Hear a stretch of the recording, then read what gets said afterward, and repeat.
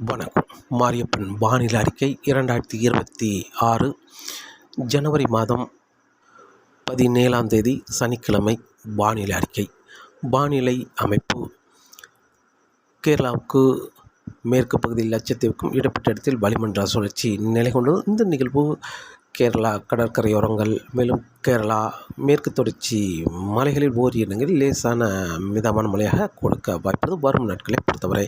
அதே வழியில் தெற்கு கேரளா ஒட்டி ஒரு உயர் அழுத்தமும் நிலை கொண்டுள்ளது. மேலும் ஒடிசா அருகே நிலை கொண்டிருக்கும் உயர் அழுத்தம் வரும் நாட்கள் தெற்கே முன்னேறி வரும் என்பதால் ஆந்திராவுக்கு தெற்கு பகுதி உயர் அழுத்தம் வரும் நாட்கள் நிலை கொண்டிருக்கும் என்பதால் வரும் நாட்கள் பனிப்பொழிவு சற்று அதிகரிக்க வாய்ப்புள்ளது. அதே வேளையில் வரும் நாட்கள் தென்மேற்கு வங்கக்கடலுக்கு காற்று சுழற்சி வர இருக்கிறது சுமத்ரா தீவிலிருந்து.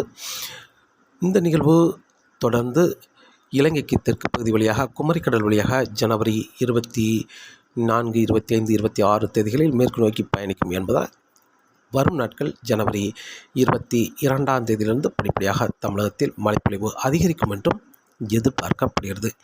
இன்று ஜனவரி மாதம் 17ஆம் தேதி சனிக்கிழமையை பொறுத்தவரை இன்று அதிகாலை நேரங்களில் அனைத்து மாவட்டங்களுக்குமே பனிப்பொழிவு இருக்க வாய்ப்புள்ளது.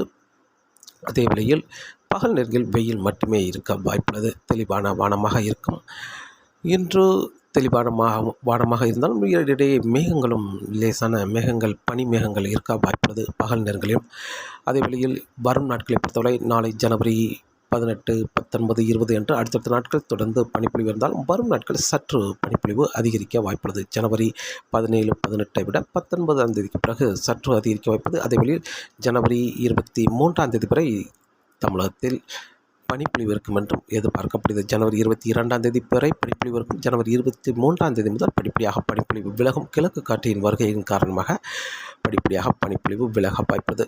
அதே வேளையில் ஜனவரி 22ஆம் தேதி டெல்டா மாவட்டங்களுக்கு லேசான மழைப்பொழிவு கொடுக்கும் விதமாக காற்று சுழற்சி வர இருக்கிறது. அந்த நிகழ்வு இலங்கைக்கு தெற்கு பகுதி வழியாக மேற்கு நோக்கி பயணிக்க வாய்ப்பது. ஜனவரி 22ஆம் தேதி டெல்டா மாவட்டங்களுக்கு லேசான மழைப்பொழிவு கிடைக்க வாய்ப்பது. ஜனவரி 23ஆம் தேதியும் கடல் ஓரங்களில் லேசான மழைப்பொழிவு கொடுக்கமாக அமையும். ஜனவரி 3ஆம் தேதி ஒரு பரவலான மழைப்பொழிவு தென் மாவட்டங்களுக்கும் கிடைக்கும் என்றும் எதிர்பார்த்த நிலையில் நிகழ்வு சற்று தாமதமாக வருகிறது. இதன் காரணமாக ஜனவரி 23ஆம் தேதி கடல் ஓரங்களில் மட்டுமே லேசான மழைப்பொழிவு கிடைக்க வாய்ப்பது.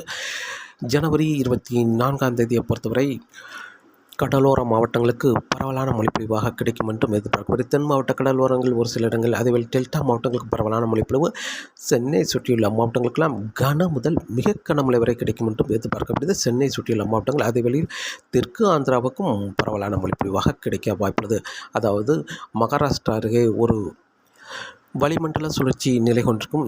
இதன் காரணமாக இந்த கிழக்கு காற்றை அந்த நிகழ்வும் ஈர்க்கும் என்பதால் தெற்கு கர்நாடகாவுக்கும் மழை கிடைக்கும் என்றும் எதிர்பார்க்கப்படுகிறது. கூடுதலான மழைப்பொழிவு என்பது சென்னைக்கு கன முதல் மிக கனமழை வரை கிடைக்க வாய்ப்பது. கர்நாடக எல்லோரும் மாவட்டங்களுக்கும் முன்னே சென்று மழை கிடைக்க வாய்ப்புள்ளது.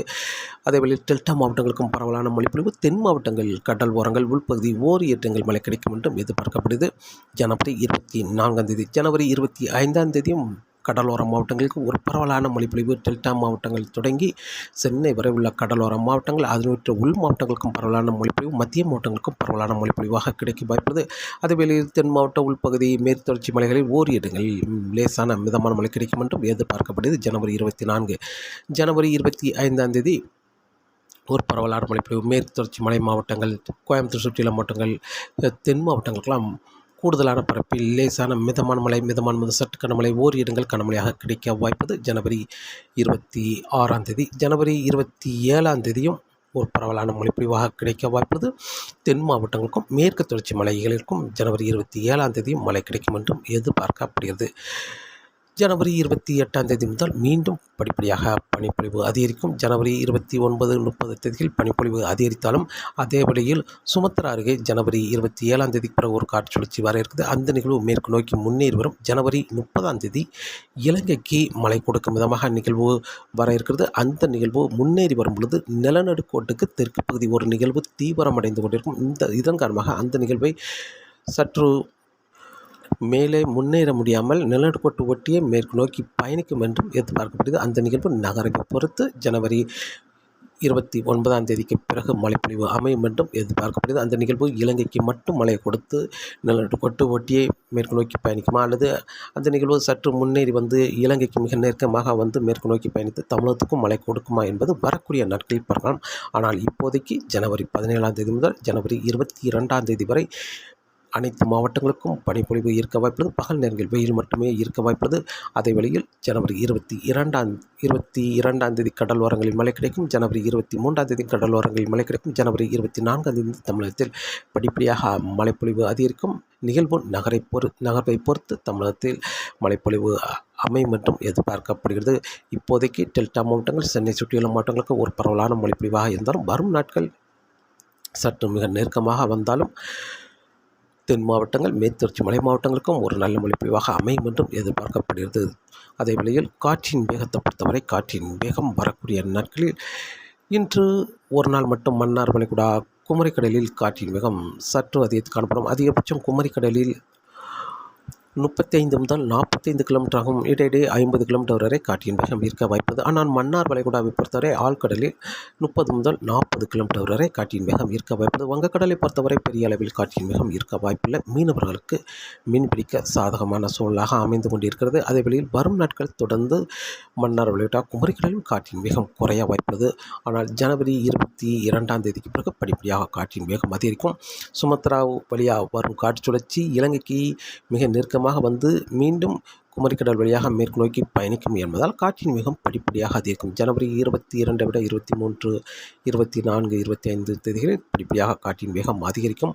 ஆனால் கடந்த நாட்களை விட காற்றின் வேகம் சற்று குறைவாகவே இருக்க வாய்ப்பது. அதிகபட்சம் 40 முதல் 50 கிலோமீட்டர் ஆகும். இடையிடையே 55 கிலோமீட்டர் வரை காற்றின் வேகம் இருக்க வாய்ப்பது. குமரிக்கடல், மன்னார் வளைகுடா, வங்கக்கடலிலும் நிகழ்வு நெருங்கி வருவதை பொறுத்து காற்றின் வேகம் அதிகரிக்கும் என்றும் எதிர்பார்க்கப்படுகிறது. தொடர்ந்து மீனவர்களுக்கு வரும் நாட்களில் மீன்பிடிக்க சாதகமான சூழலாக அமையும் என்றும் எதிர்பார்க்கப்படுகிறது. தொடர்ந்து வானிலை அறிக்கையோடு இணைந்தீர்கள்.